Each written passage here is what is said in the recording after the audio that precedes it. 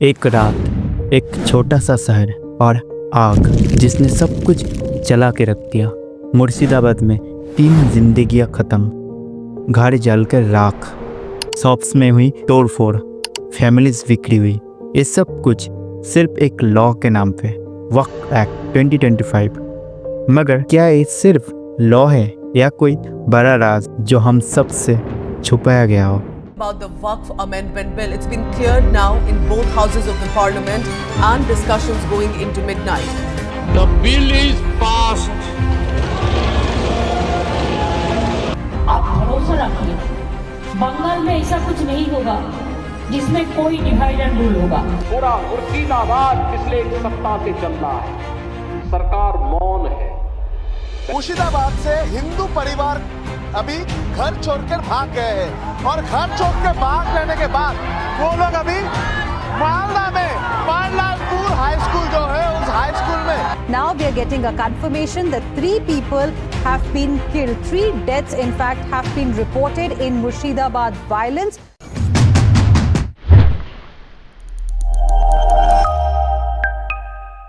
Hi, I'm Skipper. Welcome back to my channel. आज की video हम सब के लिए बहुत इम्पोर्टेंट है, सो इन तक ज़रूर देखना। ये सिर्फ वीडियो नहीं है, एक रियलिटी है। शुरू करते हैं 4 अप्रैल से, जब पार्लियामेंट ने पास किया वक्फ एक्ट 2025। कागज़ों पे ये सिर्फ एक लीगल रिफॉर्म था, बट ग्राउंड पे आग। इस लॉ के अकॉर्डिंग अब नॉन मुस्लिम्स ही वक्फ बोर्ड में होंगे, गवर्नमेंट को भी मिलेगा पावर, और वक्फ लैंड डोनेशन पे भी लगाया गया नए रूल्स।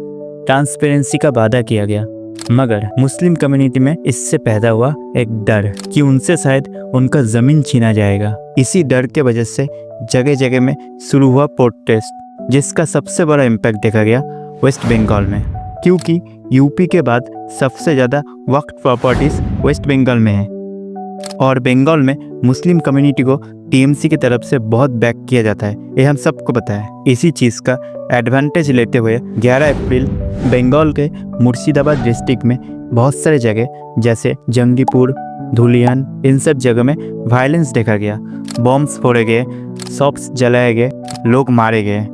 पता ही नहीं चला कब ये आंदोलन धीरे धीरे हिंदू वर्सेस मुस्लिम बन गया। आंदोलन रोकने आई पुलिस को भी वायलेंस का शिकार होना पड़ा। 210 लोगों को गिरफ्तार किया गया। 400 हिंदू फैमिलीज को अपना सब कुछ छोड़कर पड़ोसी डिस्ट्रिक्ट मालदा भागना पड़ा और रिलीफ कैंप में रहना पड़ा। मतलब इससे ज़्यादा सेम क्या हो सकता है? एक हिंदू मेजॉरिटी देश में हिंदू को अपना घर छोड़कर भागना पड़ा। It's a same for all of us and specially for the government. और इन सब के बीच ये पॉलिटिकल पार्टीज क्या कर रहे हैं? एक तरफ ममता बनर्जी ने इसको प्री प्लान कॉन्स्पिरेसी कहा है। उन्होंने बीजेपी को टारगेट किया। It's a pre planned communal riots if I से सो। बांग्लादेशी घुसपैठियों को लेकर बीएसएफ की नाकामयाबी को पॉइंट किया। इसमें बांग्लादेश का हाथ है। अगर हाथ है तो इसको जमींदारी तो सेंट्रल गवर्नमेंट का है कि बीएसएफ बॉर्डर संभालते हैं, हम नहीं संभालते हैं। तो दूसरी तरफ बीजेपी की तरफ से सीएम योगी जी ने ममता बनर्जी के ऊपर विद्रोही को फ्री हैंड देने का आरोप लगाया। लेकिन सेकुलरिज्म के नाम पर इन लोगों ने दंगाइयों को दंगा करने की पूरी छूट दे रखी है। उन्होंने कहा बंगाल जल रहा है और सरकार मौन है। साथ ही में उन्होंने कांग्रेस को भी मौन रहने के लिए टारगेट किया। कांग्रेस मौन है, समाजवादी पार्टी मौन है, टीएमसी मौन है।